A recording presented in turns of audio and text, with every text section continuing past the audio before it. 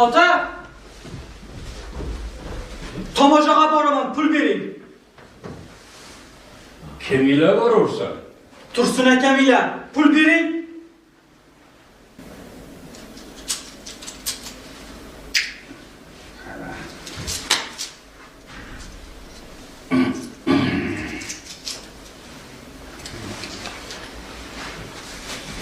Oğlunu okutmakni o'ylaganimam yo'q taqsir.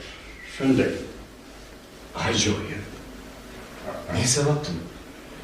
Vaholanki o'qimoq, qarz va ilm sababi izzati dunyo, oxirati sharofatdir.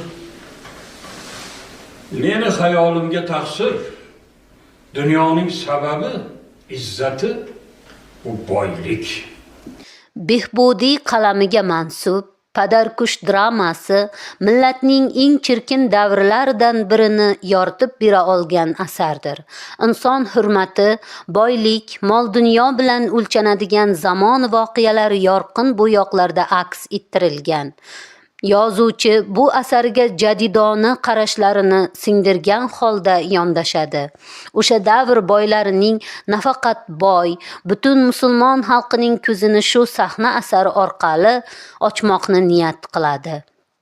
Chunki teatr bu ibratxonadir. Na dunyoviy, na diniy bilimga ega bo'lmagan yoshlardan odam o'ldirishdan boshqa yaxshi xulqni kutish noto'g'ri bo'ladi albatta.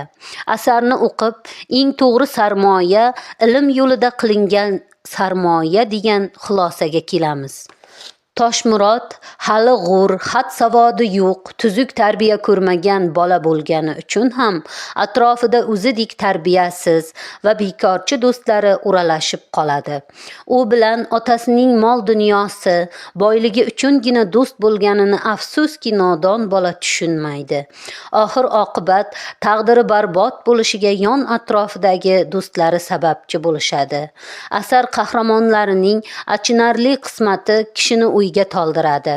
Bir yaqinini qora tuproqqa, dilbandini Sibirga jo'natgan onai zor faryodi bolasiga vaqtida kerakli bilimni, tarbiyani bermaganidan pushaymonlik so'zlari o'quvchining ko'zini ochishga, e'tiborli bo'lishga undaydi.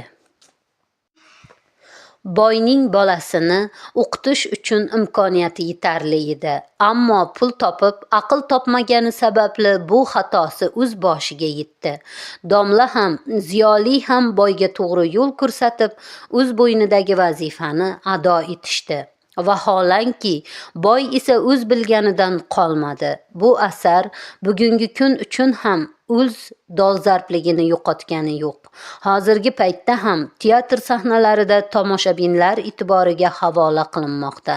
Xulosa o'rnida shuni aytishim mumkinki, boyning qotili Tangriqul emas, jaholat va ilmsizlik bo'ldi.